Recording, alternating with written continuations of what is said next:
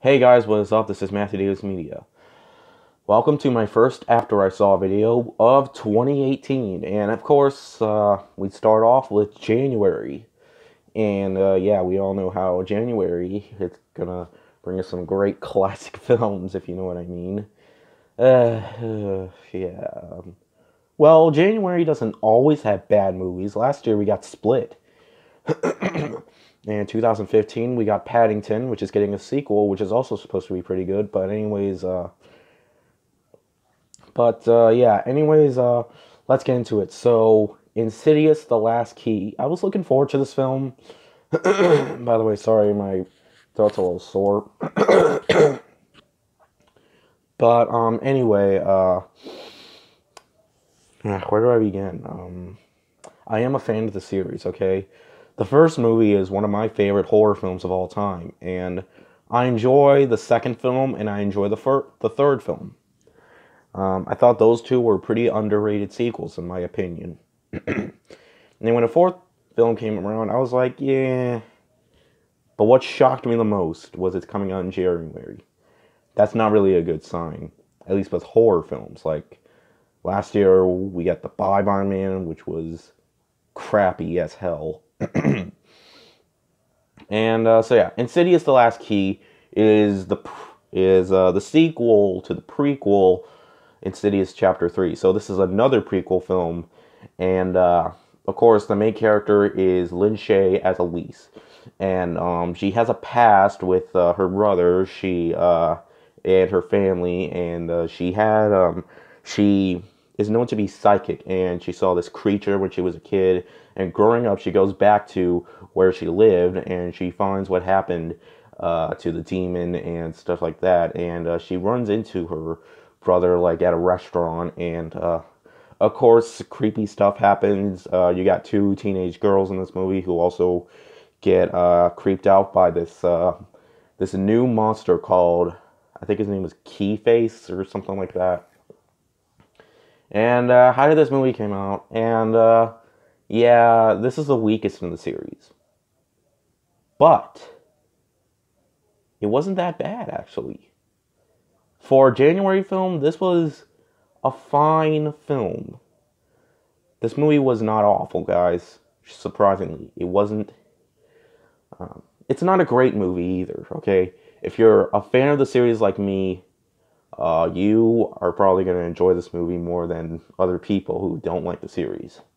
I mean, when I went to see this movie, theater was packed. I have not seen a bigger audience for a horror film in, I mean, I've seen a big audience when I went to go see Get Out and Happy Death Day, and even the third Insidious movie. This film might make more money than expected. And I honestly don't think the Insidious films are made for money. I think they're really trying to make these films good, and the first three films are good in my opinion. And but anyways, yeah. But there was a lot of people laughing and talking, and people in the audience were like, "Shut up!" And and it was just really crowded. I mean, there were people just walking through the aisle where I am, and yeah, it did get annoying pretty fast. But anyways, positive things about this movie. There are positives. Lin Shaye is at her best as Elise. That's one thing I love about the Insidious films. Lin Shaye's performance as Elise, she is amazing in this film. This is one of her best roles. In fact, this probably is her best role in the Insidious franchise, in my opinion. And obviously, she's in the movie a lot, which makes it good. And I love how all four of the films have Lin Shaye, given the fact that it seemed like she died at the first film, spoiler alert. And pretty much, the film actually does make a bit more sense once the film goes on, especially near the end of the film, which I'm not going to spoil. And the scares, surprisingly, aren't too false. I mean, Insidious is known for so many of its jump scares, and there are a lot of them. Yeah, sure, we've seen these jump scares before, but at least most of them are not false, which is a good thing. And And yeah, the movie has issues. I mean, first of all, the comedy moments between like the two inspectors that work for Elise aren't very funny in my opinion. I mean, they're what falters down to the movie. I feel like there were some awkward moments a couple of times, but their acting's good, but their humor not really that much. But anyways, and uh, and the cinematography isn't very good either when they're at least when they're in the dark. I mean, sometimes it can falter down a bit and stuff like that.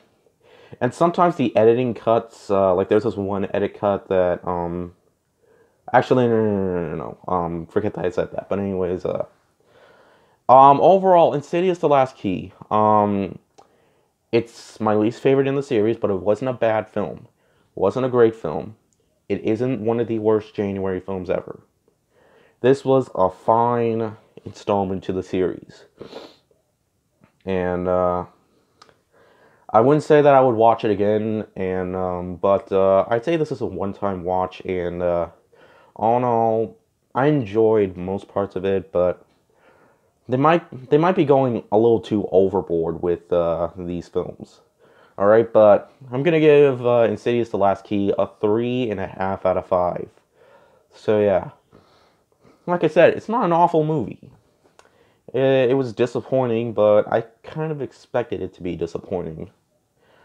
But anyways, thank you guys so much for watching. I'm not sure when I'm gonna have my video for my most anticipated films of the year, but I will hopefully before the 10th of January. So anyways, thank you guys so much for watching, and I'll see you guys later. Word out.